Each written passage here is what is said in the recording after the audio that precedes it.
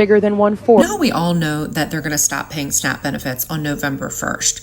But I want to tell you the story that you're not going to hear on the news. The one where the Trump government shutdown wasn't a mistake. It is the blueprint. This government shutdown, it isn't just a thing that happened. This is the plan, a step-by-step plan to see exactly how far this government can push people before they break. That plan, you might know it as Project 2025. Because guys, when I tell you that they are running this play by play straight from that book. In Chapter 10, they address the USDA. And it literally talks about how to dismantle SNAP piece by piece.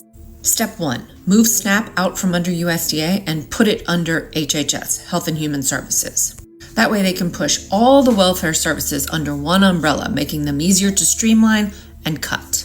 Step 2, eliminate the USDA. Yes, that's the program that runs the SNAP program. Step 3, slash the $120 billion budget by reversing Biden-era benefit increases. And Project 2025 says we'll cut it using the excuse of efficiency. Step 4, bring back super strict rules, especially for adults without kids, ages 18 to 49. And expand general work rules for anybody from 16 all the way to 59. That means that millions could lose benefits overnight. Yes, guys, this even includes children in those households. And humiliation isn't the side dish, it's the main course. They're also closing loopholes for broad-based categories for programs like Heat and Eat and LIHEAP. Heat and Eat is a relatively complicated program, but the short version is that they basically gave increased SNAP benefits to people who were getting assistance for their heating bills through heating bill assistance program is called LIHEAP. Well, of course, HEAP is not being funded right now,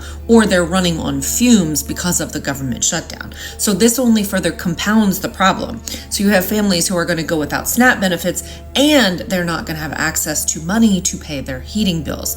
And this is a good time for me to remind everybody that it's getting cold outside. If you made it this far in the video, don't forget to drop the secret words "This is not an accident" in the comment section, like, repost, and follow for updates. And you can also check out my new subscriber page, which is linked down below. And I'm going to do a subscriber only live tomorrow where we talk about my working theory for the week. Now, remind yourself that the people that were writing this weren't just writing it, they're the people executing it. USDA Secretary Brooke Rollins is running the show. Remember that in July of 2025, Trump's One Big Beautiful Bill cut over $1 trillion from Medicaid and SNAP using the exact same strategy.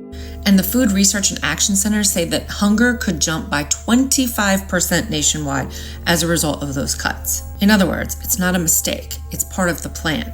One staffer on the Hill said, Project 2025 isn't a wish list. It's the shutdown's dress rehearsal. Engineer scarcity, blame the dependents, and watch self-reliance bloom or starve. And guys, it didn't start with the shutdown. Remember back in the spring of this year, Trump canceled $500 million USDA food shipments. Cheese, butter, poultry, fruit, eggs, that was already bought for food banks. That's 94 million pounds of food. Enough for 80 million meals. Feeding America says that food bank supplies dropped by 35%, leaving many food banks with less than 2 weeks of reserves. And then add to that you have grocery prices on the rise, up by about 2.7%. So people are starving on purpose. And of course, Brooke Rollins went on Fox News and said that this is about redirecting resources to real priorities and ending endless handouts. Then came the government shutdown, where more than 12,000 federal workers were furloughed. Who were some of those people furloughed, you might ask? SNAP processors and food safety inspectors. The people who make sure that the families get the food means that, of course, furloughing them means that approvals slow down, enrollments drop, and benefits simply do not go out. Demand at food banks is jumping between like 20 and 50% in some states. Here comes the part that's really going to piss you off. Some states, the states that have reserves, are going to be able to pay benefits in November, and states that rely more heavily on federal funding, of course, they're not going to be able to pay. And in case you thought that you couldn't dislike Dump anymore, I'll direct you to the 10 October directive that Trump had sent out to USDA that told them not to release the $5 to $6 billion in SNAP emergency reserves, money that Congress had already approved for this kind of an emergency. And legally, those benefits are mandatory. This is why during the 2018-2019 shutdown, the USDA continued to pay out benefits with no problems. This time, Trump is directing them not to pay benefits that Congress has already earmarked for those benefits. Of course, the USDA is coming out blaming this shutdown on Democrats. And basically now you have lawyers and Democratic lawmakers coming out and saying, no.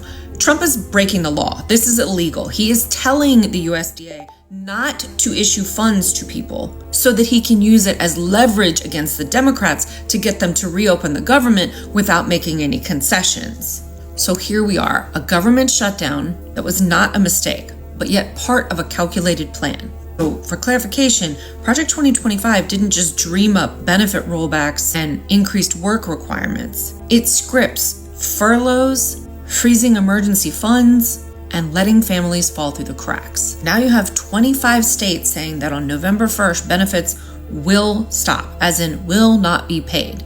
Food banks rationing their last cans of food. I guess the only question left is how many empty plates before Congress or the courts step in? Or will, of course, negotiation become the hunger tactic of 2025? Let me know how you guys feel about our president that is supposed to be working for all the American people using hunger as a tool to strong-arm the Democrats into submission. You know how we all know